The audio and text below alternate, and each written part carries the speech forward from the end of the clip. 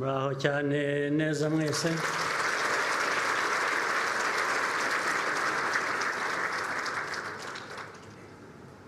Ndishimye kubona umwanya kuri uyu mugoroba duhurira hano. Ngira ngo batubwiye ko mwagize ibiganiro byiza guhera ejo n'uyu munsi. Nagira ngo mbibashimire, nagira ngo nshimire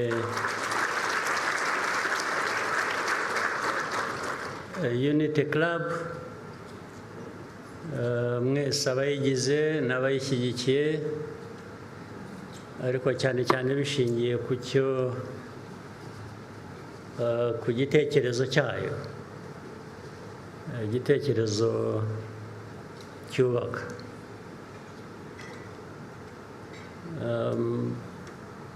Urebye rero uko muri hano, ubuyobozi bw'igihugu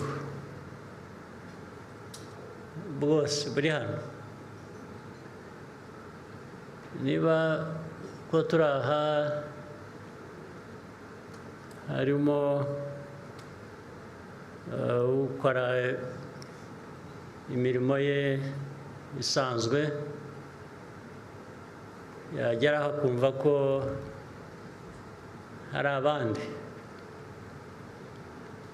batari muri twe bashobora kutugoboka mu byo dushinzwe, ibyo dukwiriye kuba dukora kugira ngo bikunde, ngira ngo yaba yibeshye. Ubwo rero ndumva ko twese turi hano, niyo mpamvu nibwira ko ari byiza kubona umwanya kuganira nawe. Nta disikuru ndi busome, kuko ngiye gusoma disikuru naba mbabeshya kandi nanjye naba nibeshye.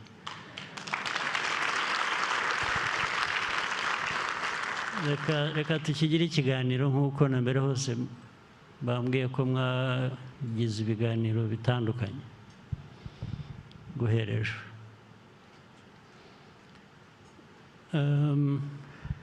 Muze rero ndaza kuvuga ku Rwanda kuko ni cyo cya mbere dushinzwe, nicyo kitureba, turi Abanyarwanda, ni igihugu cyacu, niho duhera. Hanyuma ndaza kugera no nta gihugu kibaho nk'ikirwa cyonyine, igihugu kibaho kikabana n'ibindi, nabyo ndaza kubigeraho mpereye ku ntara yacu ya Afurika, ariko ndahera ku Rwanda. nka bya bindi jya kurisha nyine ihera ku rugo, ndahera ku rugo. Ngira ngo muzi hari ikintu bavuga, ndakuvuga mu rurimi rw'amahanga, baravuga ngo it's not the dog in the fight, it's the fight in the dog. Turi abantu tuvuga ko hari ibyo duhagarariye igihugu cyacu. Ubwo ushatse ntabwo ari ukubatuka kuko nanjye ndimo, ubwo ushatse wavuga ngo we are the dog. Ariko what is the fight in the dog? Iki turimo ni iki gituma duhangana n'ibibazo bya buri munsi kugira ngo igihugu cyacu gitere imbere? Kuko ntabwo twaberaho ubusa, turi abayobozi. Nabivuze ko hano hari abayobozi, twese turi hano b'iki gihugu, turi abayobozi ngo tugire dute cyangwa tugira dute.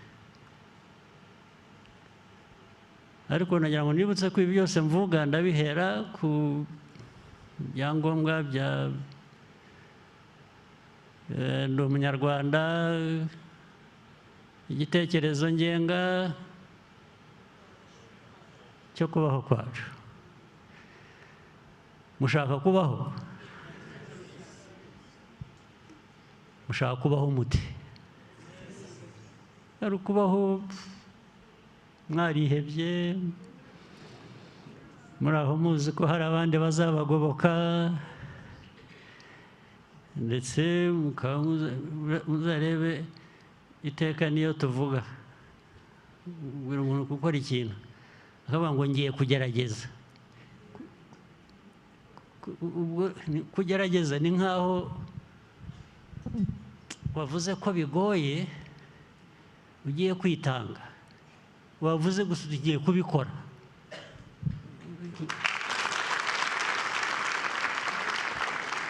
Ibyo kugerageza abenda bikaba byaza nyuma, ibintu byagoranye, ariko ntabwo wahera ugerageza, ntabwo watangira ugerageza, utangira ukora, noneho ibintu byakomera ukagerageza gushakisha uburyo ubwo ari bwo bwose bundi. Muri uku kubaho kwacu kuvugwa, uko tubayeho, hari impamvu uhitamo uko ushaka kubaho.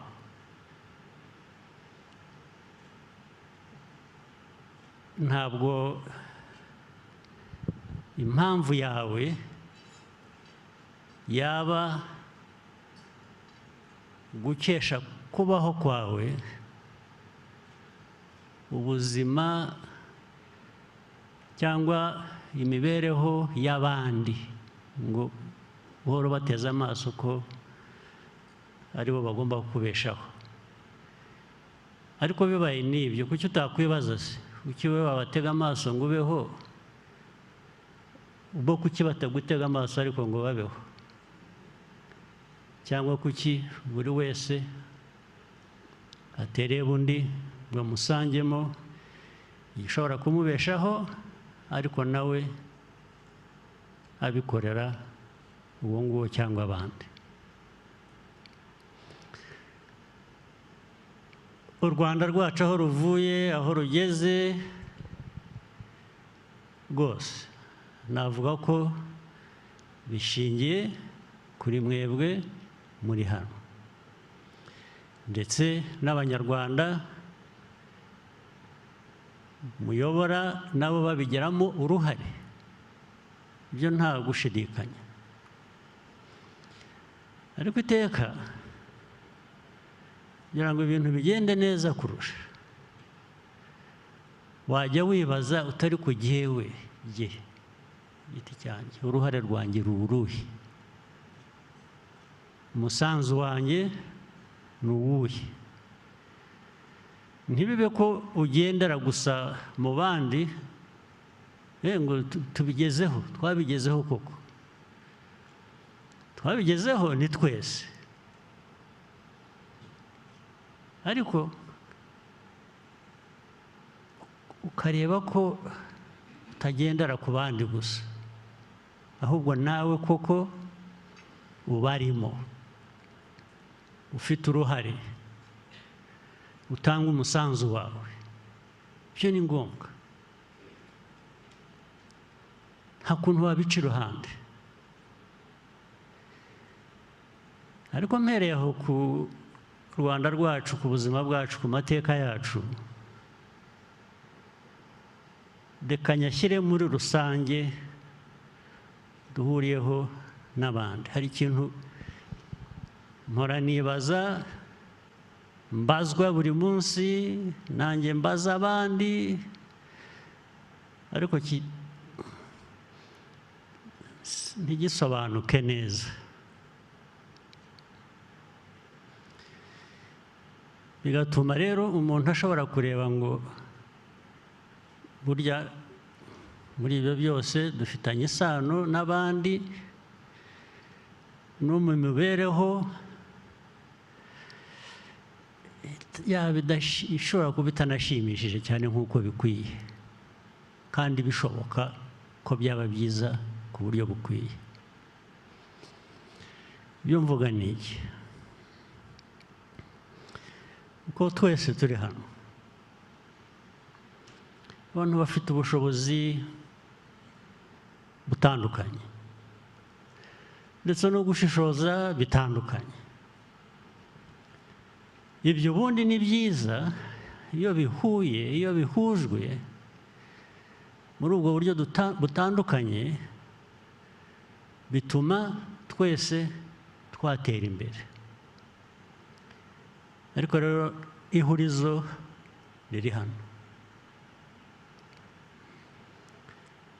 U Rwanda, Afurika, mu myaka 50 ishize, ikaba ariho mpera no kwirwa njya kure cyane, 50, 60, twari turi hehe? Aho twari turi myaka 50 ishize, 60 ishize, urebye biri hafi gusa naho turi nyuma y'iyo myaka. Ndababwira impamvu. Ndababwira impamvu ntanga urugero rwacu nk'Abanyafurika, nk'Abanyarwanda, n'aho abandi bageze bari hanyuma cyangwa se basaga natwe muri iyo myaka 50 ishize cyangwa se 60. Ubu bakaba badukubye, wenda nta nubwo navuga ngo ni inshuro ebyiri, sinavuga ngo ni 3, sinavuga ngo ni 10, badukubye inshuro 100, 100. Murabyumva?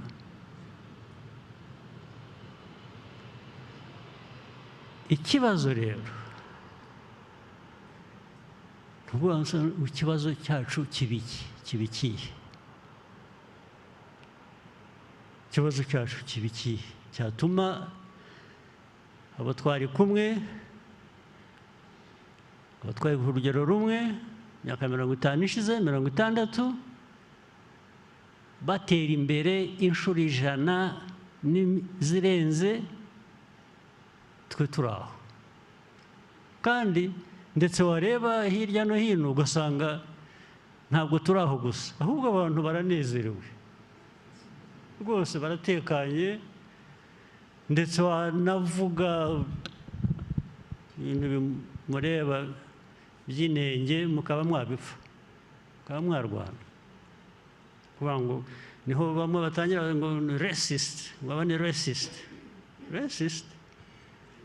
Racist akubwira ati ariko wowe wasigaye, wowe wadindijwe n'iki ko twari kumwe, ko genda aha wowe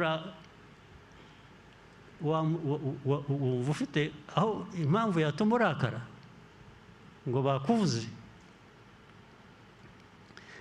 Ikibazo muri twe tugomba kugishakira umuti byanze bikunze, cyangwa se bikajya ku mugaragaro, bikemezwa ko hari umuvumo turimo, ndetse uko tubaye ariko dushaka kuba, ntitujyaho ngo duhimbe, ngo tubeshye. Kuko abantu bose bajyaho bakavuga ko bashaka gutera imbere, bashaka kuba neza, bashaka kugira. Niba ari byo, bikorere, kandi birashoboka, twabigeraho. Ariko umuntu navuga cyangwa nabaza impamvu nyuma y'imyaka 50, 60 twaba turaho dusabiriza baduhagaze hejuru, nimumbwire mu bice by'isi byose muzi, benshi hano ufite byinshi muzi, muzi amateka, muzi science, muzi ibintu byose, murabizi. Nimumwe urugero rw'igihugu cyakijijwe, abantu bakijijwe na NGOs. Mumwe urugero mumbwire muti wibagiwe, ugomba kuba wibagiwe, hari kanaka, hari ahangaha. cyangwa se mumbwire ngo hari uwakijijwe no gusabiriza kandi ukabona gusabiriza usabiriza ntabwo bimuteye isoni ahubwo ari entitled twe dusabiriza nk'abantu who are entitled kuvuga ngo gusabiriza n'usaba ndetse ukamureba igitsuri aho hari icyo agomba kukwishyura cyangwa hari impamvu agomba kuguha ibyo aguha ibyo abayobozi twicaye hano tubyumva dute tubisobanura dute ikibazo ni iki icyo kibazo tutagisobanukiwe cyangwa tutahora dushakira umuti tugitekereza tukiganira n'ibi bindi byose tuvuga cyangwa dukora cyangwa tuganira biba amagambo gusa cyangwa se bikuvana aha bikakugeza aha wagombaga kuba ugeze hariya ariko kubera ko ubusa ntacyo bugutwaye uzahora aho ngaho byanze bikunze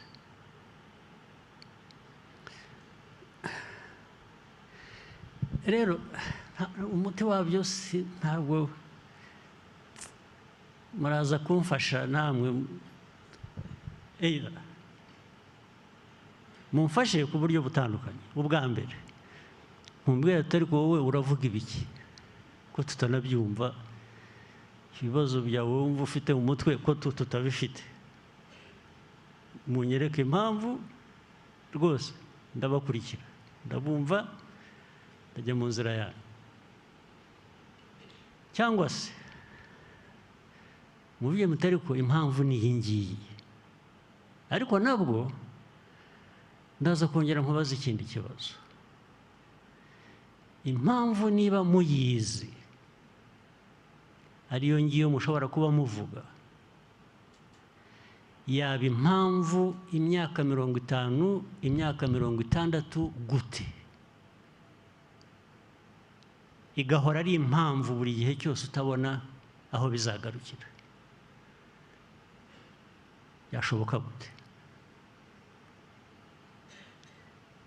nitutabisubiza ibi byose n'ibindi byose dusanzwe ni uguhura ni ukuganira ni ukwishima ni ukurakara ni ukubabara gusa tugahora turi muri ibyo ntidupfuye ntidukize twibereyeho dutyo kandi tubayeho mu mutima wacu tukumva ko tubayeho neza ndetse yakomeza twageze ku ndunduro twashobewe tuti ni ibya Nyagasani tukabitura Imana iyo nzira tuzi kuyiyoboka rwose ibintu tukajyaho ni ubwo icyo bivuga ni ukuvuga ngo wivanyeho responsibility wishyize ahandi hantu tutanazi cyangwa tutanabona kuko ntiwavuga ngo ni iyanjye cyangwa ni akanaka cyangwa ni akanaka kuriya niyo mpamvu rero uhita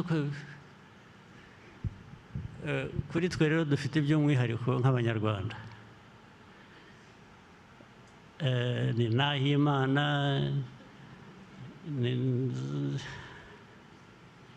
bande ni Imana parapara gusa nzabona Imana nzahima mbituye Imana bigakomeza mu mazina y'Ikinyarwanda kuri buri 17 ni aha Nyagasani ni aha Prime Minister inshuti wanjye ari hano ni Ngirente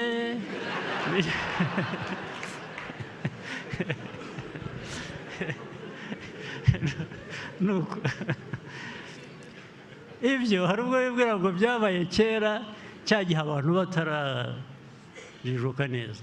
Ariko n'ubu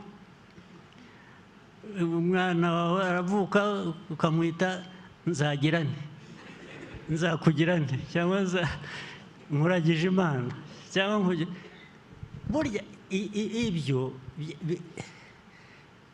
byerekana mentality. Yes, wowe ni nkaho wivanyeho responsibility, wayigize iy'Imana. Ariko Imana yo, Imana turayigondoza. Imana yaraturemye, iduha ubwenge, iduha igihugu, ndetse twashaka tukagisenya, ariko warangiza ugasaba ko yongera ikaguha kongera kucyubaka. Yaraguhaye, wakoze ibyo ngibyo nk'uko rwose mumbwire iki turimo ni iki. Muze kumbabarira, nze kubaza abantu bamwe mumfashe, kuko abantu bamwe muzobereye mu bintu byinshi hano.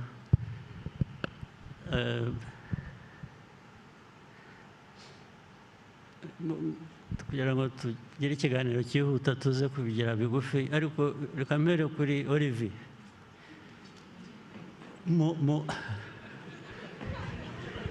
Ibyo nabyihoreye.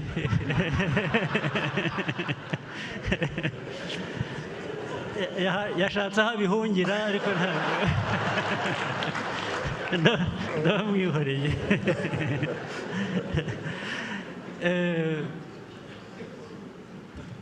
Ahantu ujya hose, ibihugu byose ugiyemo, abantu uhuye nabo, mwe musanga ikibazo cyacu. Reka wenda mbivane ku Rwanda gusa mbigere ibya Afurika. Abanyafurika ikibazo dufite ni iki? Ni kamere, niko twaremwe, ni iki ikibazo? Impamvu abantu twari kumwe mu myaka 50 ishize ku rwego rumwe, 60, bo bagiye, twe tugasigara muri ni iki? Magambo make mbwira gusa, niba utanumva bigutwariye umwanya kubitekereza, nta kibazo, nta mwenda, uzaba ubimbwira, uzanyohereze message ubwire. Turasaze. Murakoze, Your Excellency. Ikibazo abanyafurika dufite ni ikibazo cy'imico mibi ijyanye n'imiyoborere, natwe tukageza aho tukumva ko ariko tumeze, ko ariko tugomba guhoraho, ku buryo niyo bakoroni baradusigiye ubukungu bugeze ku rugero runaka, ugasanga nyuma yaho ahubwo igihugu gitangiye kumanuka mu by'ubukungu, kuko hari ruswa, hari kutumva yuko igihugu ari icyacu, ko tugomba kwiteza imbere, ko tugomba guhora mu bukene, ku buryo ndetse hari n'ibihugu bya Afurika biba graduated bikava muri bya bihugu bikennye bya LDCs, byagiye mu cyiciro cyisumbuye, ahubwo bikajya kurobinga ibindi bihugu ngo tubyange, ngo bashaka kuguma bakennye, kuko nibazamuka bazishyura amafaranga menshi kurushaho muri UN, bazagira avantage batari bafite, avantage bari bafite bagiye kuzitakaza, ku buryo rero usanga hari ibihugu nk'ibyo ngibyo byumva ko avantage ubwo zikaba ari izihe? Avantage yuko babahera ibintu busa, babahera ibintu busa, bacuruza ku busa, ntihagire, bakumva ko ariko bagomba guhora bameze, ntihagire n'iyo pride yo kuvuga yuko no kuva mu bukene ari ikintu cyiza, kandi bagomba kubishyiraho the means yo kugira ngo badutere imbere. Ariko se nk'ibyo, hari isomo dukeneye ku muntu uwo wese, ubukene, kumenya ububi bwabyo, buriya tugomba kubyigishwa, aribwo turimo. Waba urara ubusa, ukagomba kwigishwa ukuntu inzara iryana. Hari ikibazo ariko ubu kuri twe giteye ubwoba. Okay, asante sana. Charles Muregande. nguheruka kera reka nawe wakoze muri foreign affairs wahuye n'abantu wabaye muri Amerika wabaye wanye n'Afurika benshi n'Abanyaziya rwose akamenyetso niyo kaba ari kamwe gusa dufite iki kibazo tugishakira umuti naho ubundi karabaye. Ikibazo njye mbona twigeze no kukiganiraho mu kiganiro twagize. Ikibazo ni ubuyobozi bubi. Tugira abayobozi bikunda badakunda abo bayobora. Nicyo Olivier yavuze mu by'ukuri buri impamvu banga ko bagraduating ni ukugira ngo bakomeze babone ayo mafaranga basabiriza atagera kuri ba bandi babakene bayasabirize bayitwarire kuko ntibakunda abo bayobora. Mbona ari cyo kibazo gikomeye. Abantu ntabwo bakunda abo bayobora, bajya mu buyobozi bashaka kwikiza. Ubundi umuyobozi nyawe arya nyuma, leaders eat last. Ariko dufite abayobozi who eat fast kandi ntibasigaze. Nicyo kibazo dufite muri Afurika kinini. Barya fast and alone. Bonyine. Bagira uwo basigira. Numva icyo ari cyo kibazo gikomeye kuruta ibindi. Icyo ni ikibazo kirahari kirumvikana. Ariko ikitumvikana still nubwo nemeranya nayo rwose kubyuvuze. Kuki byaba kamere y'Abanyafurika y'Abanyarwanda gusa? The explanation is valid, yenda yumva. Ariko jese numva the uniqueness, impamvu cyaba icy'Abanyafurika cyangwa icy'Abanyarwanda. Ntabwo ndacyumva, nicyo ntekereza nkashakisha sinyumve. Ariko cyo byitekereze nta kibazo. Ibyo biragoye kubisubiza. Yenda twaza kubaza Leo Mutesa ugira genetics akabitubwira. Arahari? Hari ahantu yicaye hariya. Nagerageze. Ahora yiga genetics ashobora kugira icyo atubwiraho. Aka kantu ka genetics gashobora kuba karimo. Wakoze, Your Excellency. Nibyo koko twese abantu ku isi abazungu n'Abanyarwanda n'Abanyafurika duhuza koko genes duhuza uturemangingo ndangasano. Ariko uburyo habaho expression cyangwa se uburyo bitanga icyo bijyagombye ko bitanga biratandukana. Ku bigendanye n'ikibazo koko nk'uko mwakibazaga biragoye kubihuza na gene. Ahubwo hazamo n'ikintu cyitwa environment cyangwa se uburyo umuntu abayemo aho abantu babaye. Nibyo twahoze tunavuga mu kanya byitwa epigenetics. Hari ibyo utavukana ukabigirwa nuko ubaye muri environment none bigatanga icyo nature and nurture. Yeah, of course. Yes, ariko still nabwo there is a question around that. Hari ikibazo kuri ibyo. Environment tubayemo ubundi should spoil us. Yarikuye kuba the environment ntabwo it's not so challenging. You can see it the other whichever way. Mvuge nk'u Rwanda. U Rwanda amateka tunyuzemo. Hardships tubonye. Ibi byose byatubayeho. Ubundi those hardships should have taught us a lesson. Kuva ngo duhaguruke. You have to survive. Hari instinct ya survival. Yes. That does not apply to us. Then actually hari environment nziza nayo dukwiye kuba twa-exploiting ahubwo nabwo ikatuma twagira icyo dukora. Kuba dufite imvura ibonekeraho turagera no kushakisha irrigation cyangwa ibiki byo nabyo birakenewe ariko bizaza hanyuma. Imvura irahari hagije. Hari byinshi nk'Abanyafurika abandi bo ubutaka bwuzuye ubukungu ahubwo abandi baraza bakiyorera bagatwara. Ukumva rero environment nayo imibereho yacu vis-a-vis environment defeats logic. Niho ikibazo kibera ingutu. Now, whichever way you look at it, niba ari environment ku buryo zitandukanye zishaping abantu, actually environments dufite zitandukanye zikwiye kuba zidushapinga one way or the other.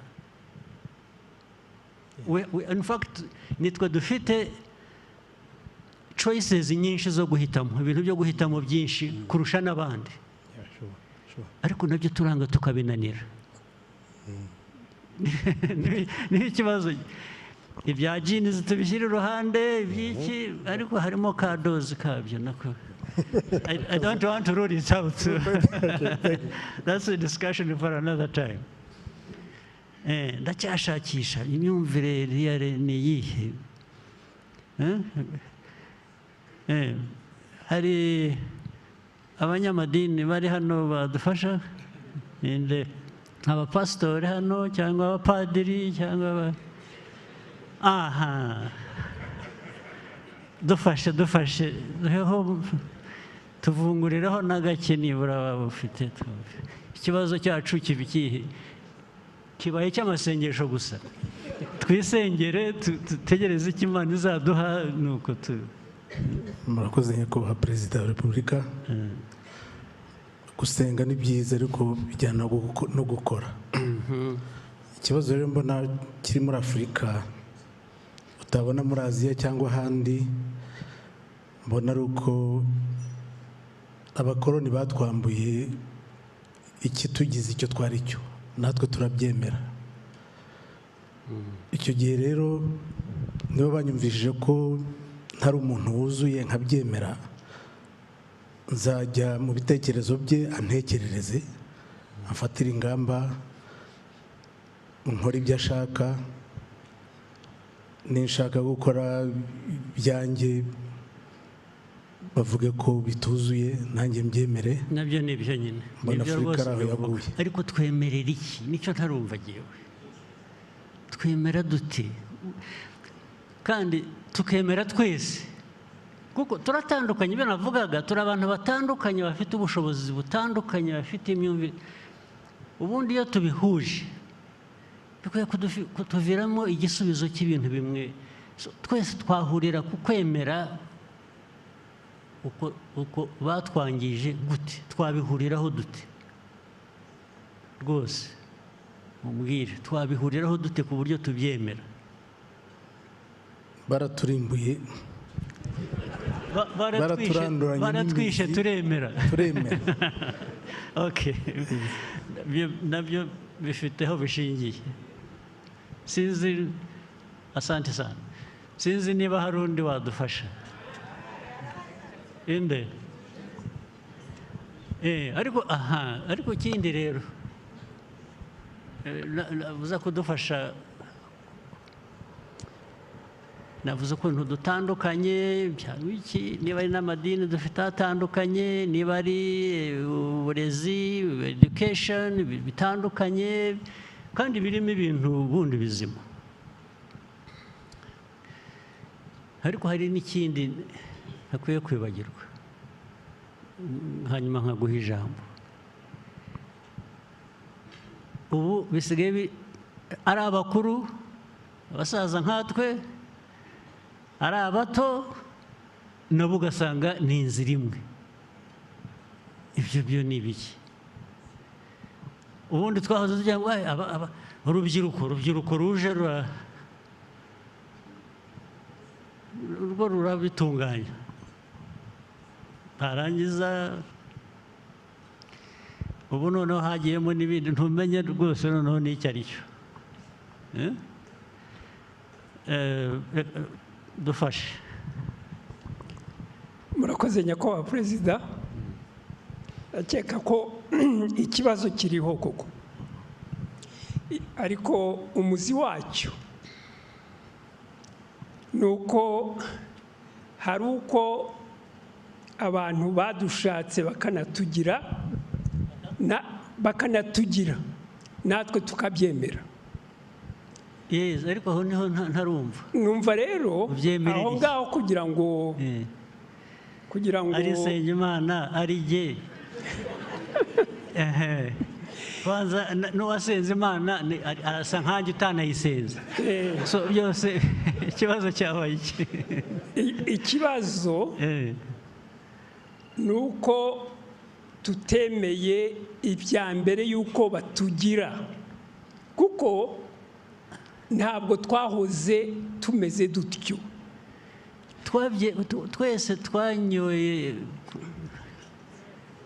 baduhaye, baradutamitse twese tugendera. Oya, ikibazo ni iki? Numva njye, kandi niyo mpamvu n'u Rwanda rutangaza, ni uko igihe cyageze mu Rwanda tukavuga ngo oya,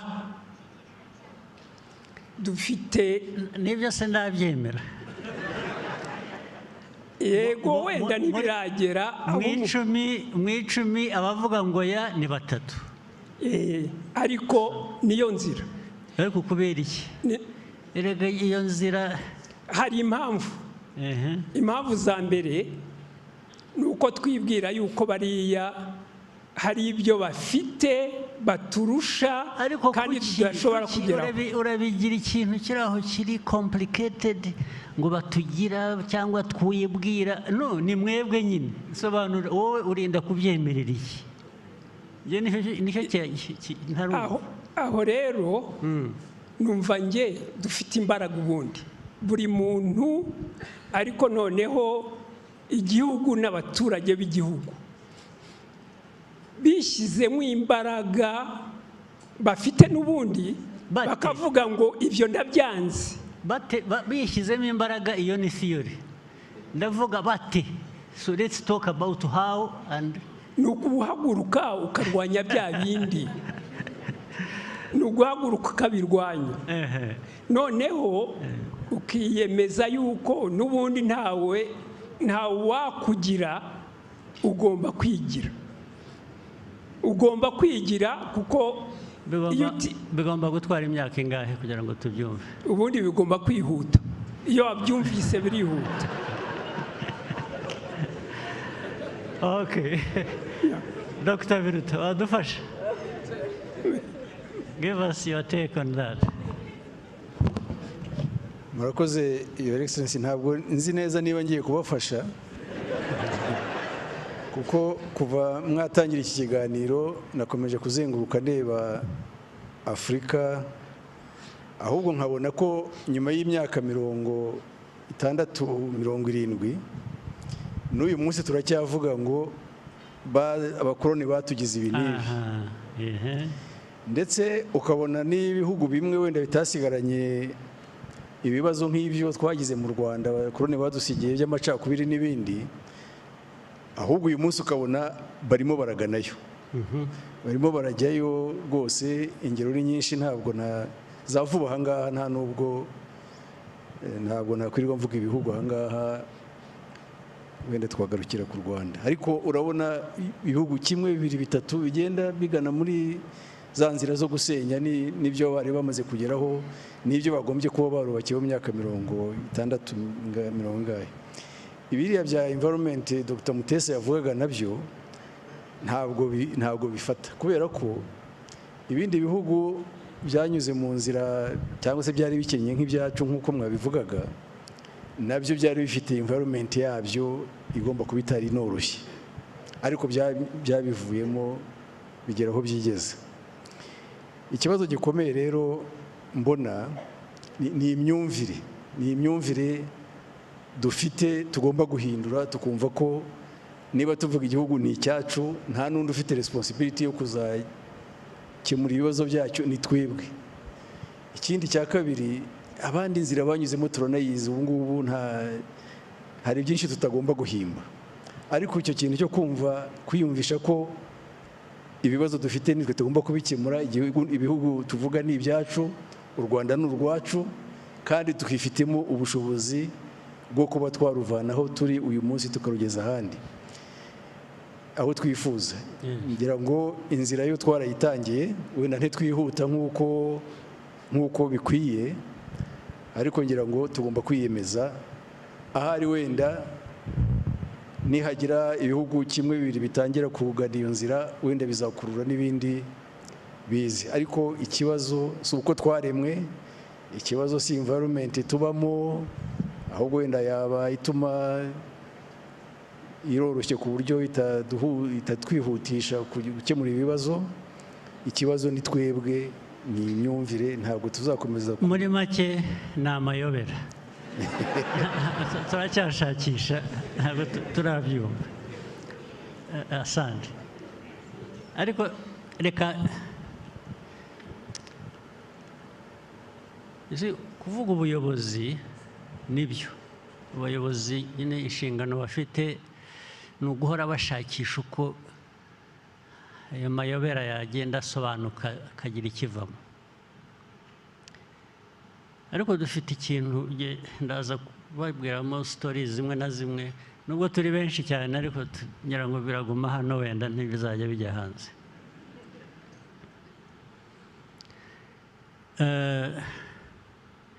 Tuvuge nk'aho u Rwanda, ndatanga urugero rw'igihugu cyacu, aho tuvuye muri iyi myaka 31 ishize, aho twagiye tubaho n'ibintu byinshi. Ubundi intambara zagiye ziba, uko igihugu cyagiye cyubakwa, noneho ugasanga no muri twe twari tuyoboye iyi struggle n'abayirimo bose n'iki, ngira ngo hari aho abantu bagera bakumva batikorera, bafite abandi bakorera. Ndaza kubaha urugero bifatanye, buriya kwiyima kuba wowe no kwigenera ibyo ukwiye kubukora ntabwo ari iby'abakoroni gusa, ahubwo abakoroni bakoresha bamwe muri twe nabo kuba ari bo bayoborera abandi, ibyo kudutegekesha abandi cyangwa ibyanyu kudutegeka zero.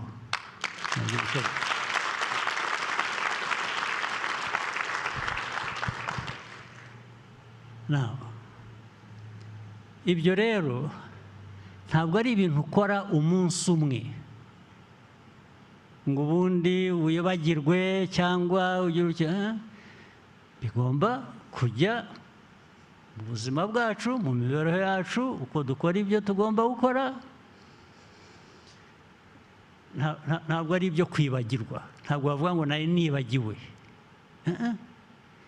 Naho iyo utagiriye umuntu nabi, iyo nta kosa wakoze, iyo nta icyo ugomba wowe kwishinja, ugomba kuyoboka undi muntu cyangwa gutegekwa n'undi muntu, kibiki. Iyo udafite rero uwo mutima wibaza,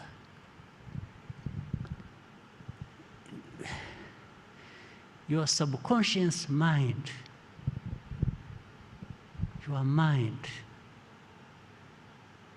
iyo udafite kwibaza impamvu ngiye gukora iki, impamvu, inshingano ufite ni iyi ngiyi, iyo utabyibaza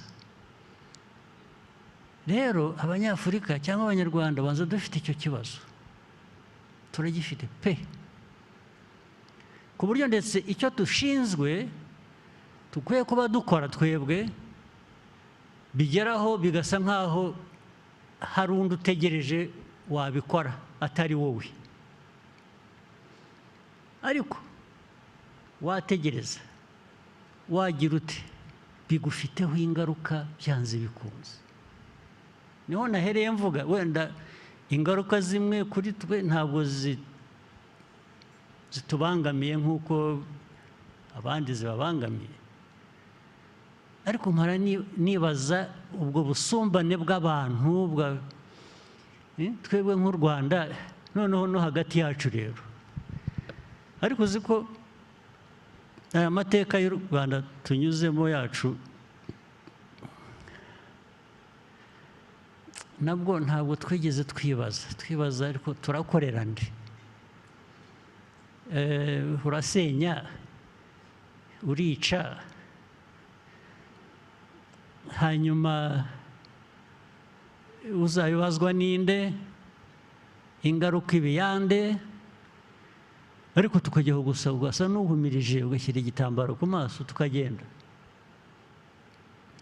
nabo hari imvugo kera nk'imyaka 40 ngira ngo ishize hari documentary narebaga ngo nasomye handitse bavuga ngo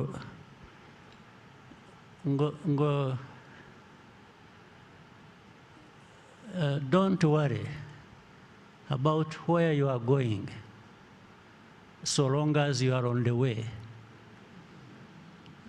Murabyumva? Ubu rero natwe we are on the way, but but where we are going tuzaba tubimenya. I mean, do you really want us to be like that? Mwumva abantu bakwiye kubaho baryo. Ubu twarihebye kugera aho ushobora kuvuga ngo reka tubeho uko tubayeho sakindi zawe ibyara ikindi koko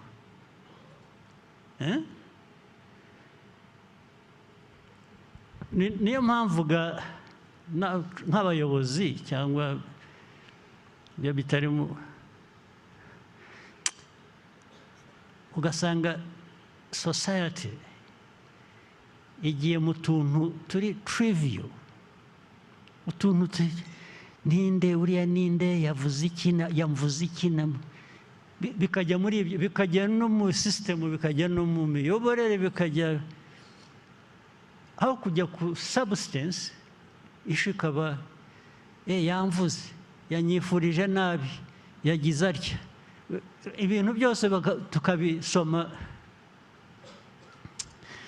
Reka ndangirize ku kintu kimwe numvaga nacyo ngomba kubabwira cyari kingambangamiye gato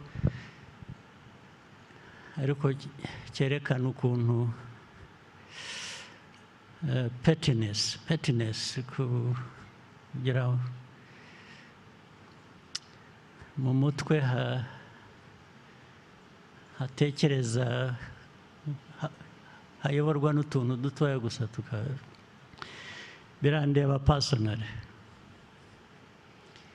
ariko ngiye naramenyereye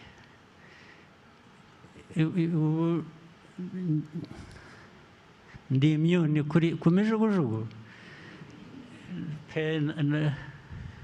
immune mu kinyarwanda biruta n'iki kuba immune kuba immune akingiwe kera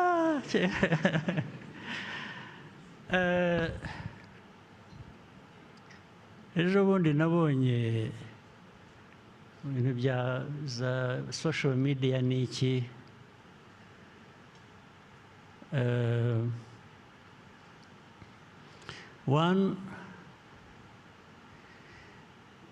nabonye bavuga ko yewe ntegura umukobwa wanjye kuzayobora igihugu ariko ye uwanteguye ninde mbanze mbabaze rero hanyuma ariko ndababwira n'ibindi yewe wanteguye ninde ntabwo nateguwe na data ntabwo nateguwe na ni mwebwe kwanza mpora nababwira mwagezaho mukansezerera ngewe ko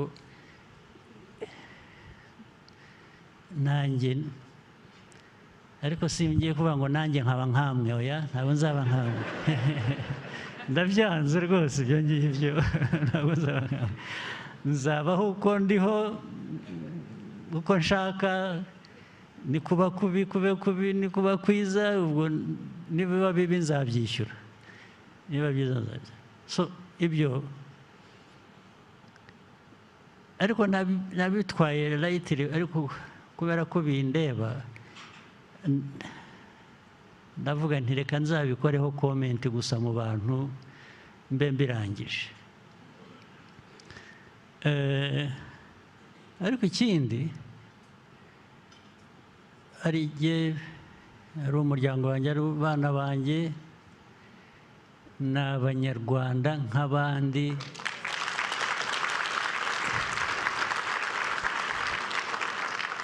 bazabeho uko abanyarwanda babayeho, babeho uko babayeho mu buryo bwa buri munsi. Buriya abana banjye babiri bamaze kujya mu gisirikare, nashatse ko bajyamo ari batatu kuko bafite ari abahungu, ariko umwe arananira avuga ko atabishaka. Bombi narabegereye ndabinginga, nabwo ariko mwebwe shaho, ariko impamvu nayo nayibabwiraga.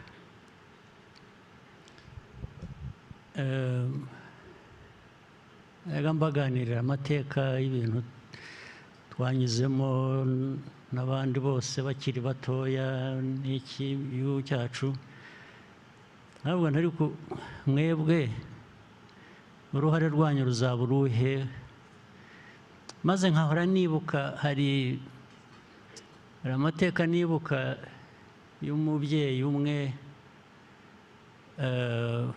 wazanyakivara ahantu muri Ankore abanyarwanda babaga. Umusaza yohereje abana be 4 baza ku rugamba, bose bagwa ku rugamba. Hanyuma baje kumubikira abana be, ahamagara uwa 5 wari usigaye, yari yashoye inka, yagiye agarutse aramuhamagara ati sha, ati bakuru bawe bakubwiye ko baguye ku rugamba. Umwana yari atarabimenya. Undi aramubwira ati rero kuva iyi saha fata inzira ugenda usanga abandi aho bakuru bawe baguye. Iyo story ndayibuka, iteka iza mu mutwe. Ubwo rero nabwiraga aba bana banjye, ndababwira ariko mwebwe aya mateka yose mpora mbabwira n'iki, bamwe narababwiraga bakiri batoya, umwe aza kumbwira ngo dadi, ngo ariko ngo those are horror stories. Niho kuvuga ngo ibyo bintu biteye ubwoba. So ariko uko bagenda bakura nkakomeza mbaha dozi. Okay, so bamaze gukura abahungu ndababwira 2 rwose bo barabikunda, barabishaka ko bazajyayo. Undi niwe wavuze yabigiyemo, ntabwo atari ko ntabwo bijyanye numva nshaka kumera. Ndavuga nti nawe kora ibyo ushaka, niba udashaka kubijyamo kora ibyo ushaka. Ntabwo ese urashaka gukora iki? Ati yewe, ati ndashaka gukora amafaranga. Ati nindagiza kwiga nzajya muri business. Arangije aranyurira, ngo mwebwe ngo n'abasore bandi barumuna be, ati kubera ko icyo gihe muzaba muri mu bindi, ati nzabatunga. Ati ndashaka kuzabatunga, ati reka njye muri ibyo, mwe mujye mu byo mushaka namwe, ati tuzabura. So 2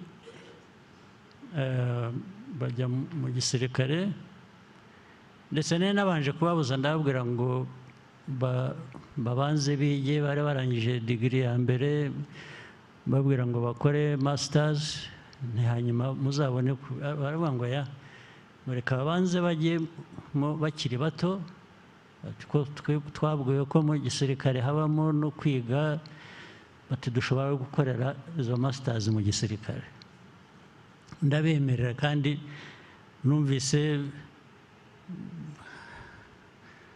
wakurikira inzira nanyuzemo n'ubwo irimo ibibazo byinshi ntacyo byaba bitwaye.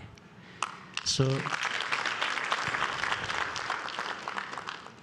ariko rero icyo mvuga ni ukuvuga ngo nababwiraga ariko abana b'abandi twose twakuranye twarwanye ku rugamba n'iki namwe so kuvuga ngo umwana w'umunyarwanda uwo ari we wese harimo n'abanjye akwiye kuba icyo ashaka kuba agakora icyo ashaka kuba.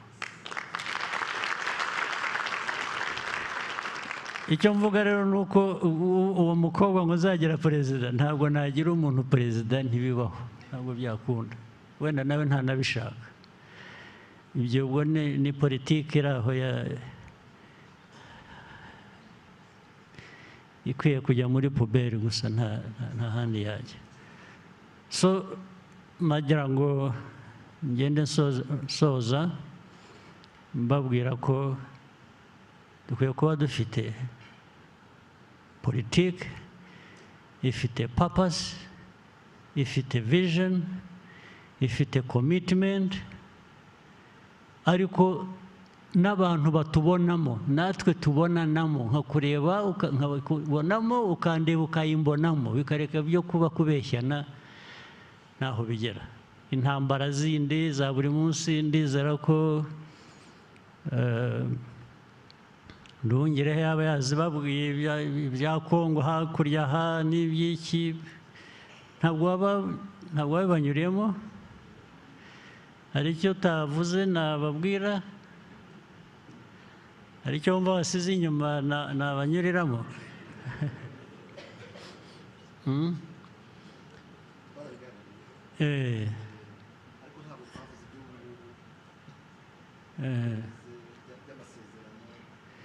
Nta by'amasezerano, politike yabyo muri rusange niyo abantu bakwiye kumenya, n'iby'amasezerano ni ibintu biri aho birimo uburiganya bwinshi n'iki, ariko nizere ko wababwiye ko muri ibi byose dukora, tuvuga, tubana n'abandi, turwana n'abandi, twaciye umurongo kera uvuga ngo igihungabanya u Rwanda cyo ntabwo twakihanganira.